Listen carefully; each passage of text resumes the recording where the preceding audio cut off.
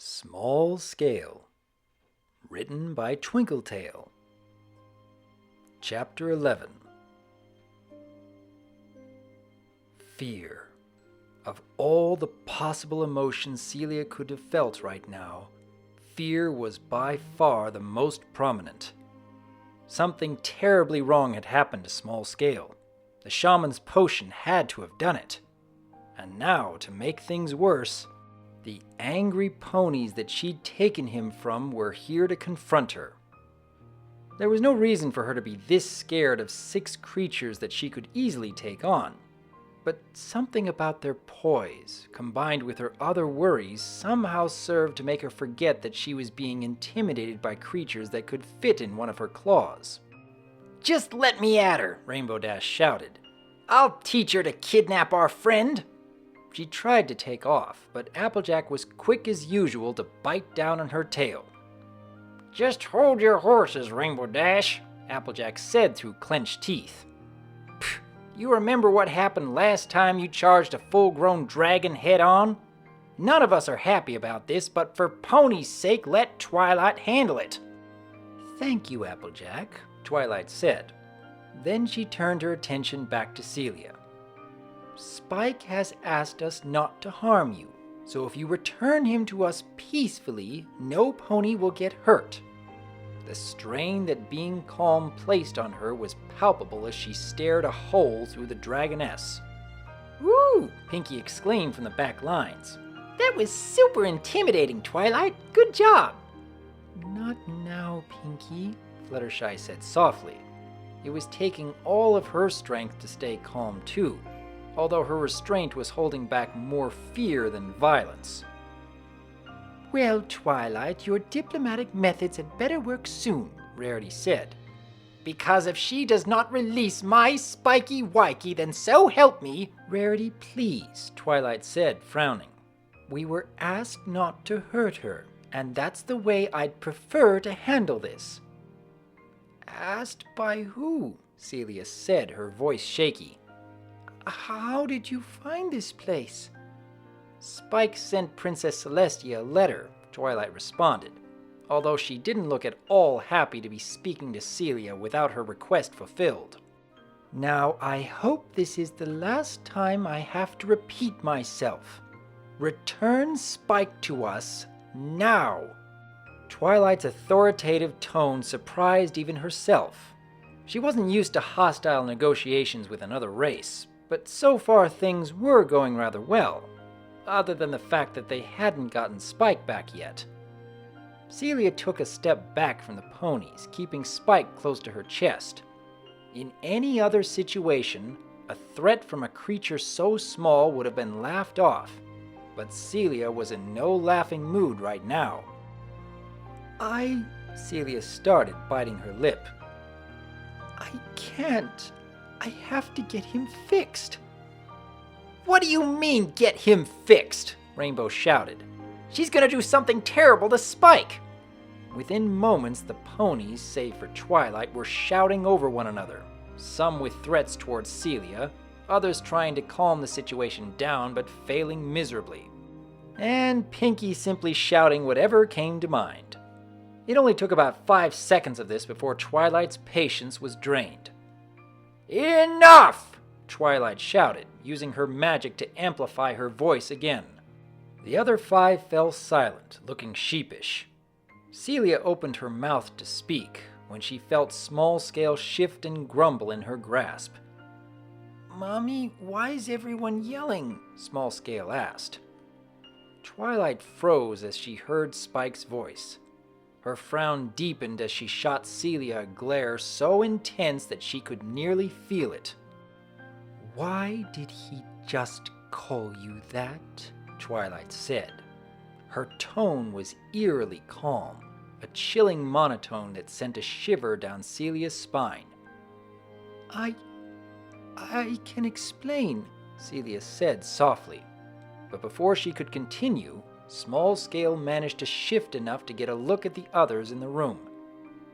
"Oh no!" Small Scale exclaimed. "Mommy, the bad ponies are here! Beat them up!" Twilight took a deep breath, doing her best to center herself. Then she picked up into the air, flying closer to Celia. The pure negativity emanating from her was overwhelming.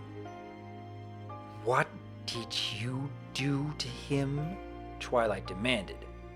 Her voice was cold and even, and Celia noted her startling ability to intimidate even without raising her voice.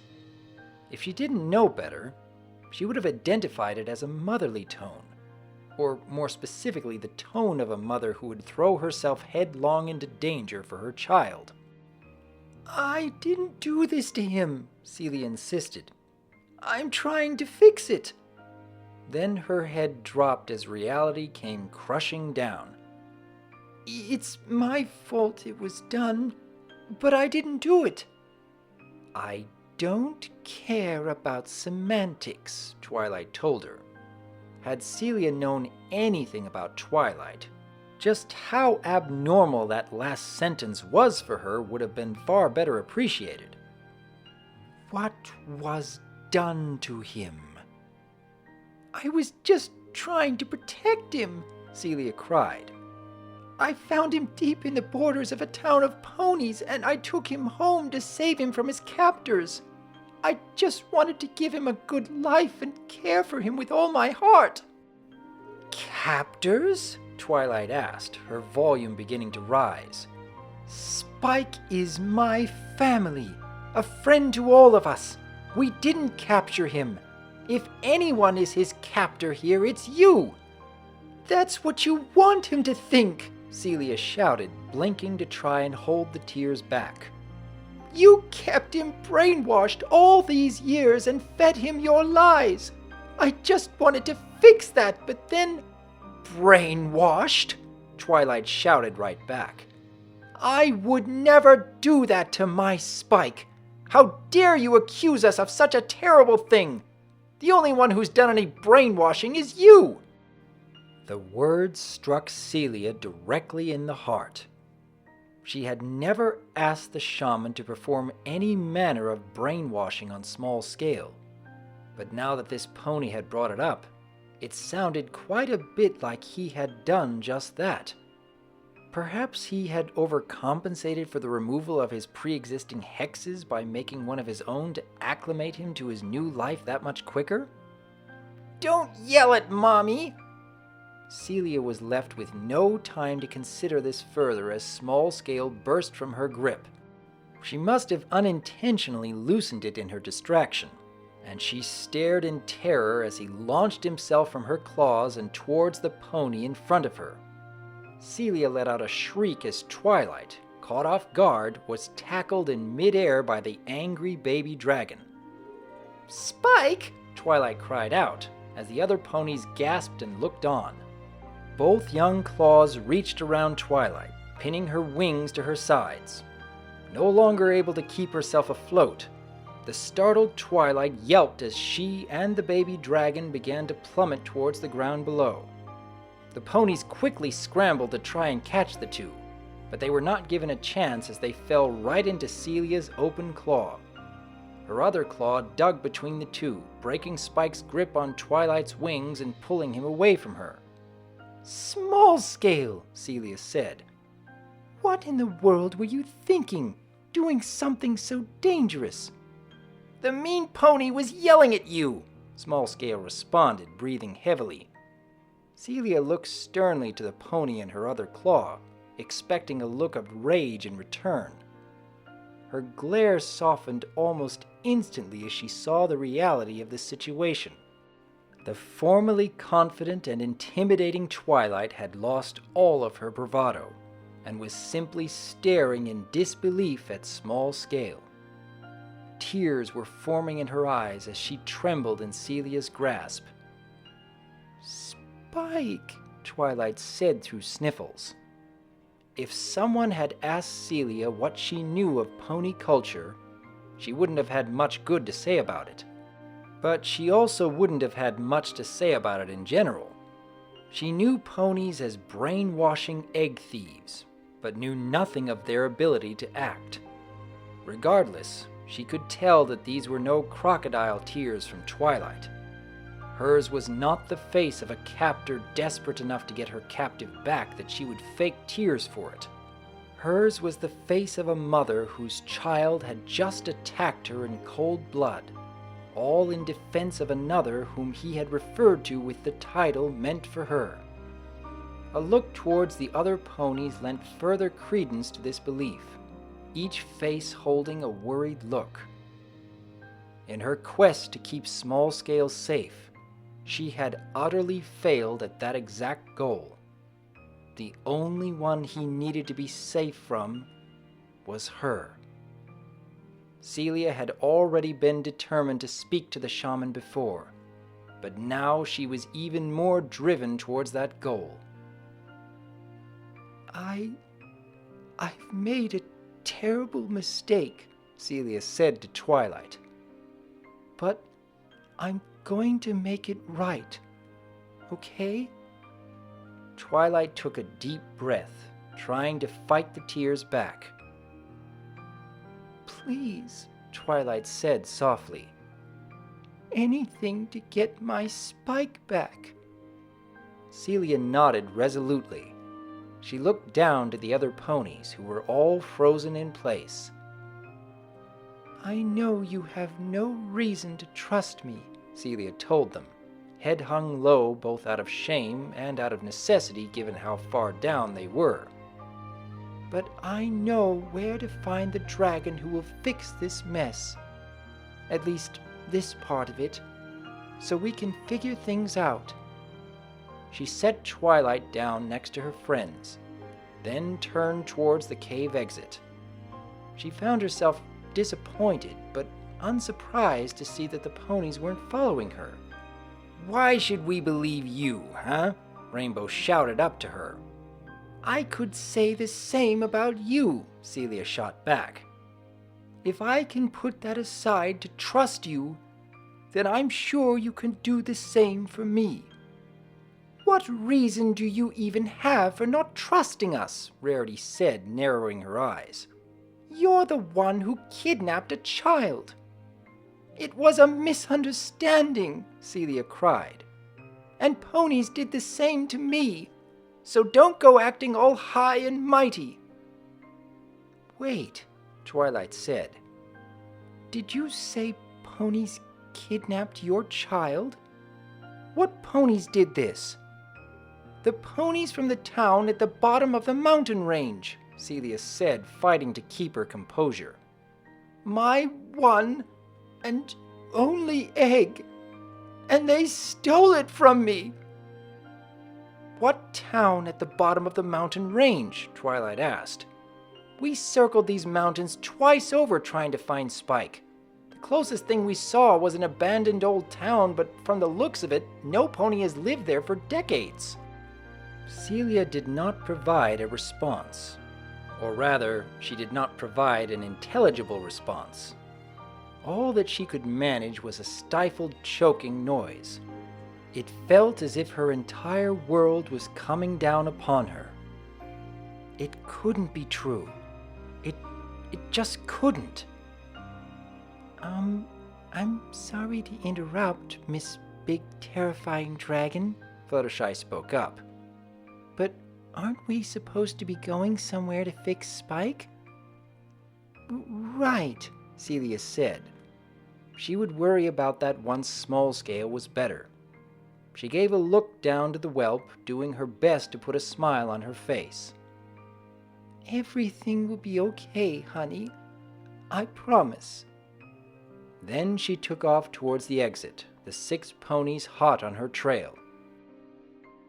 Celia stepped out of the cave exit, mentally cursing at the fact that the shaman's cave was so far away. With how small the ponies were, traveling all that distance by foot would take far too long. 3 of them could fly, but the others had no wings to speak of. Her mind came up with a solution, one which she never would have expected to come up with in the past. Those of you without wings climb onto my back, Celia said, lowering herself down. It's the quickest way to get to the shaman's cave. "There will be no need for that," came a booming voice. Celia's ears perked. That deep, masculine voice certainly didn't belong to any of the female ponies following her. She turned her attention forward once more to see what was probably the most shocking sight she'd seen in ages. The first thing she noticed was the shaman, standing there and looking oddly ashamed. That voice certainly didn't belong to him, nor could it have belonged to the small, feminine-looking pony standing in front of him. This meant that the voice had to belong to the tremendous platinum dragon standing behind them, easily restraining both of the shaman's claws with one of his own. "King Bahamut!" Celia exclaimed. Never in her life had she personally bore witness to the Dragon King himself. She knew she was supposed to bow, but every single muscle in her body seemed to betray her at that very moment. That didn't stop her from trying, though, as she shakily attempted to fall to her knees. "There is no need for bowing, my subject," Bahamut said. "Please rise. We have matters to discuss." Celia quickly did as told, pulling herself back to a full standing position, still clutching Smallscale close to her. The small pony with the flowing mane trotted up next to the king, giving him a gentle nudge. "You've changed so much in the past few decades, Bahamut," Celestia said with a smile. "Remember when you made an entire city bow 9 times before you finally gave them a break?" "Indeed," Bahamut responded, a smile crossing his face. "Your ponies believe the reverberations to be the earthquakes that signaled the end of the world." "Well, perhaps if you didn't eat so many gems, the shaking wouldn't have been quite as severe," Celestia responded. "I could say the same for you and cake," Bahamut responded. Then the two shared a good, hearty laugh. Celia's mind was utterly blown as she watched the king of her people, and what she surmised to be the princess of the ponies, behaving so amiably towards each other. "Enough jocularity," Bahamut finally said, still keeping his tight grip on the shaman. For all the shaman's size, he looked positively dwarfed by that of the Dragon King. "Right now, there is a situation most dire that needs addressing." He nodded to Celia. "Please, my subject, let me see the child."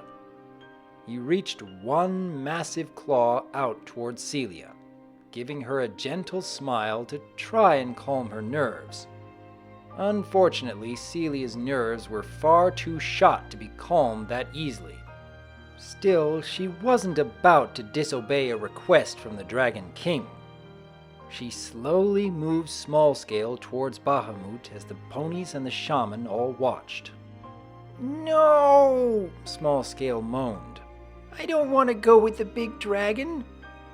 "He's the king of all dragons, honey," Celia said softly. "I promise that he won't do anything bad to you, okay? Isn't that cool that the king of all dragons wants to see you?" "I guess," Smallscale said through sniffles. Celia nodded and passed him into Bahamut's claw. "Thank you," Bahamut said. Then he looked to the shaman. "Now, why don't you explain to everyone here exactly what you did, The shaman looked away, frowning. "I still believe I was doing the right thing," the shaman said. "Ponies are not fit to raise dragons. They need to be raised by their own." "That is not what I asked of you," Bahamut said, giving him a stern look. The shaman shifted uncomfortably before continuing. "I lied about the brainwashing," the shaman finally admitted. I found no traces of brainwashing on small scale, but you wanted your child so badly that I couldn't disappoint you. So I concocted a potion that would make him your child. It took away his memories of his upbringing with the ponies and imprinted you as his mother. You wanted a child and you wanted to free him from the ponies, so everyone wins. Admit it, you would have been crushed to hear that you couldn't keep him, correct? Celia couldn't believe it. The shaman, the head of the town who was supposed to be the most trustworthy in the land, had lied to her, and all under the guise of acting like it was for her own good. "No!" Celia insisted. "Absolutely not! Yes, I wanted to keep him, but I made a promise to him that if he was not brainwashed and the love between he and the ponies was true, then he could go home and be with them. I didn't ask you to do that." "Think about it logically, Celia," the shaman hissed. "The ponies have hurt others in the past. Surely you couldn't give him back knowing that they might hurt him." "If I keep him, then I'm stealing him from a family that wants to share their love with him," Celia said through clenched teeth. "I'd be no better than the ponies who stole my egg." Then she stopped. Her eyes widened as she thought about what Twilight had said earlier, and a curl of smoke blew from her nose. Or was that a lie too? This pony here tells me that there is no town of ponies at the bottom of this mountain range. The shaman fell silent, his face turning pale.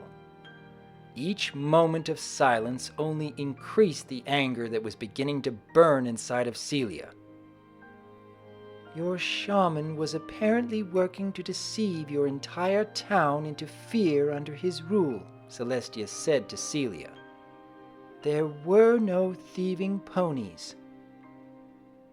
"But my egg," Celia said, putting a claw to her heart. "What happened to my egg?" The shaman looked away, a sense of fear in his eyes.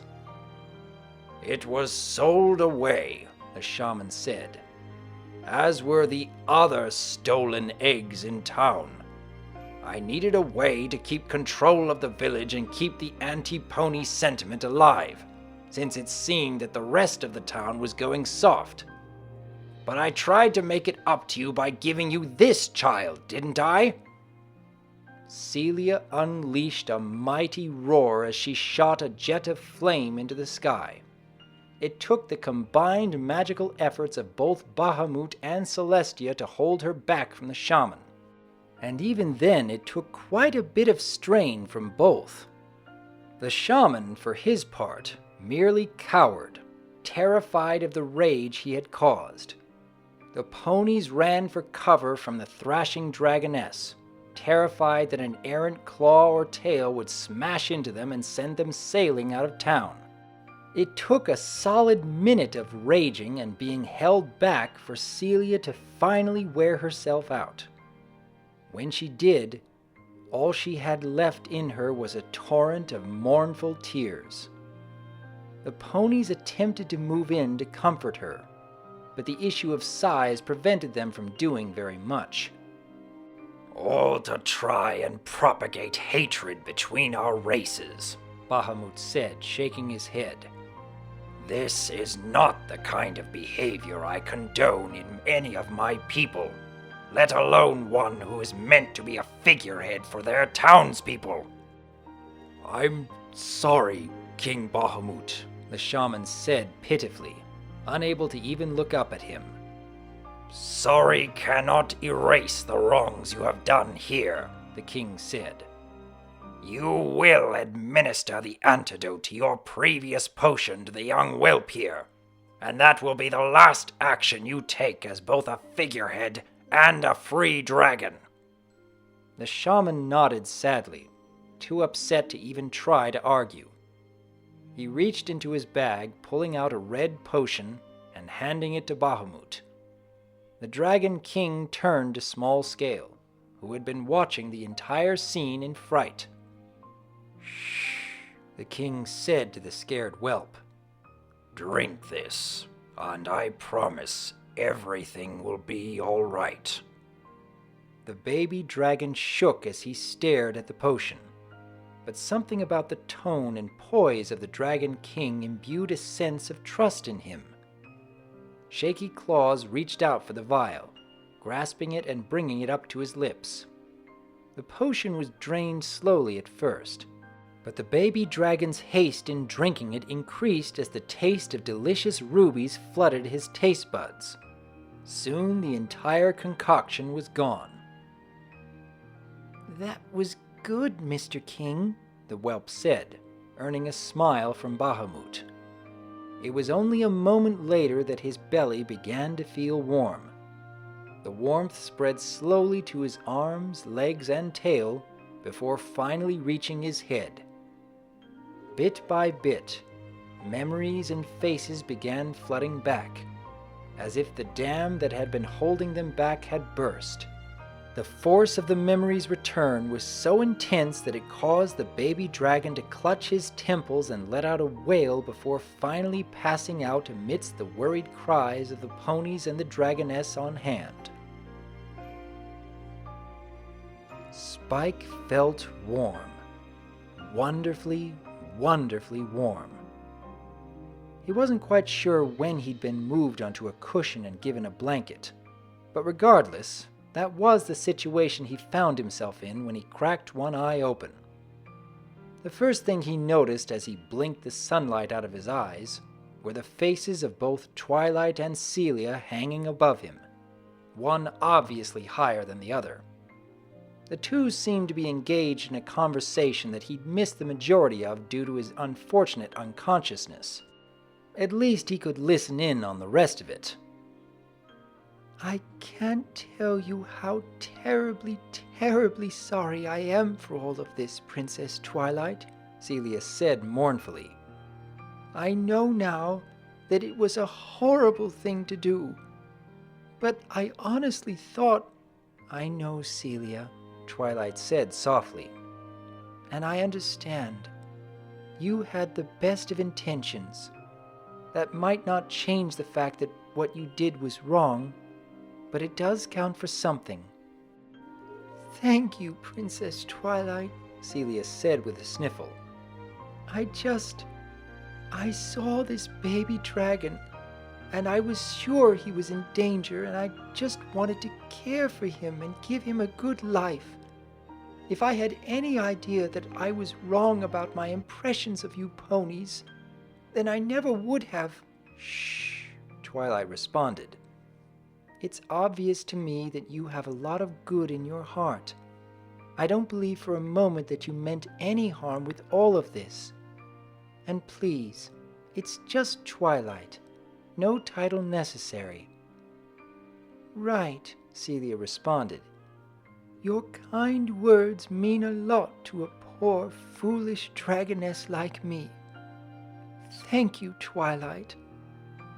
"Thank you for taking good care of him in that time," Twilight said with a grin. "However little he may have wanted it, thank goodness it was a kind dragon like you who found him, rather than someone like that terrible shaman." She gave Celia a little wink. "Besides, I heard him mutter your name a few times in his sleep. You must have left a good impression on him." Celia said, blushing lightly. "He was a very sweet, lovable child when he wasn't trying to combat my every obsessive little bit of treatment." "He's a willful little dragon," Twilight said with a warm smile. "But that's just our Spike. He grows on you quick. But you seem to have grown on him too. That's why I think this arrangement might work out quite well." Something about seeing the two get along warmed Spike's heart. He found himself very curious about the arrangement mentioned and opened his mouth to finally speak up, when a purple mane poked into view. "He's awake!" Rarity shouted. "Spiky Wikey is awake!" Within moments, Spike found himself ensconced in ponies, all 6 of his closest friends relentlessly pouring affection upon him. Then he was suddenly lifted from the cushion as he and all 6 ponies were brought in for a hug from Celia. "Whoa!" Spike exclaimed. He chuckled a little, blushing intensely at all the affection he was receiving. "Hey, wow, hey, I'm glad to see all of you too. That whole last stretch of time was kind of scary." "I'm so sorry for that Celia began. Then she shook her head. "Spike, I can't even express how sorry I am for that whole mess. Had I known that the shaman was lying, I never would have let you take that potion. I would have flown you back to your hometown myself first." "Don't worry, I know," Spike said, giving her a smile from the middle of the pony pile. "You're way too nice to do something like that on purpose. Just ask next time you see a baby dragon hanging out on a rock before you take them, okay? Not that I think it's gonna happen a lot more." "Will do," Celia said. Her smile was genuine, but a bit sad at the same time. Spike took note of this and waved for her to move her face a bit closer. Once she was close enough, he gave her cheek a nuzzle. "You're gonna be a good mom someday," Spike said with a smile. "I mean, you took great care of me, and I was a pain in the butt." Celia giggled lightly, then gave Twilight a quick look, as if asking for permission. Once Twilight gave the okay, she leaned in and kissed Spike in the forehead, eliciting a blush from him. "That means so much to me," Celia said. She gently set the group back down on the cushion, smiling warmly down at them. "So what happened to that shaman?" Spike asked as he leaned into a hug from Twilight. "Bahamut took him off to prison," Twilight explained. "He went without a fight. Princess Celestia went with them too. Something about unfinished business? They were very vague about it." "Good," Spike said. "Hopefully he's put away for a long time." "It's not nice to wish bad things upon others, Spike," Twilight said sternly. Then her face softened. "But all things considered, I hope you're right." She giggled and gave his cheek a little nuzzle. "I'm so glad to have you back, Spike." "And I'm glad to be back," Spike responded. Then he looked between her and Celia. "So what was this arrangement you two were talking about?"